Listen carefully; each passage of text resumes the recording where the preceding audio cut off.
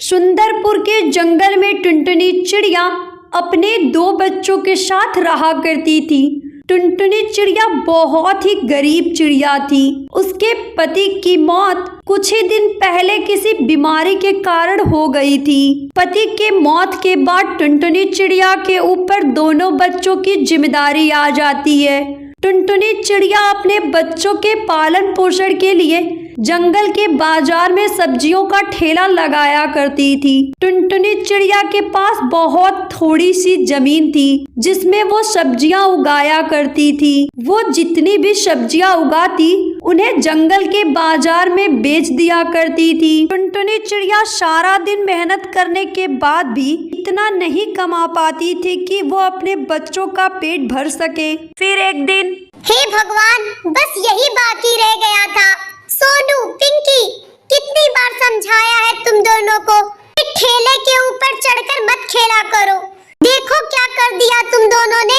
इधर आओ जरा, आज मैं तुम दोनों को छोड़ूंगी नहीं। दोनों बच्चों ने ठेले के ऊपर कूद कूद कर उसे तोड़ दिया था। ये देखकर टुनटुनी को बहुत गुस्सा आ रहा था। वो हाथ में छड़ी लेकर अपने बच्चों की तरफ बढ़ती है, लेकिन तभी उसकी छोटी बेटी पिंकी आकर उसका पैर पकड़ लेती है।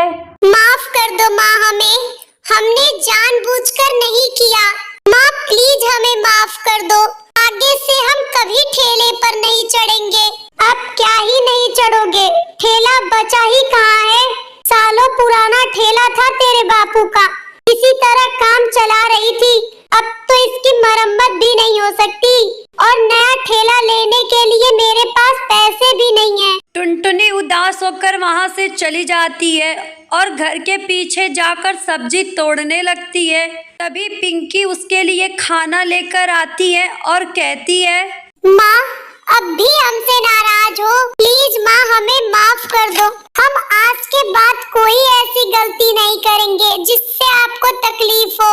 आप क्या गलती नहीं करोगे? माँ आप परेशान न हो, हम सब मिलकर कुछ ना कुछ कर लेंगे। चलो अब चिंता छोड़ो और खाना खा लो। ठीक है, यही रख दो खाना, मैं बाद में खा लूंगी। पिंकी खाने को एक पेड़ के नीचे रखकर घर चली जाती है। टुनटुनी सारा सब्जी तोड़कर जमीन पर रख लेती है।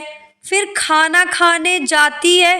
तभी वहाँ एक बूढ़ी कबूतरी आ जाती है और टुनटुनी से कहती है, बुढ़िया को खाना दे दो बेटी, भगवान तेरा भला करेगा।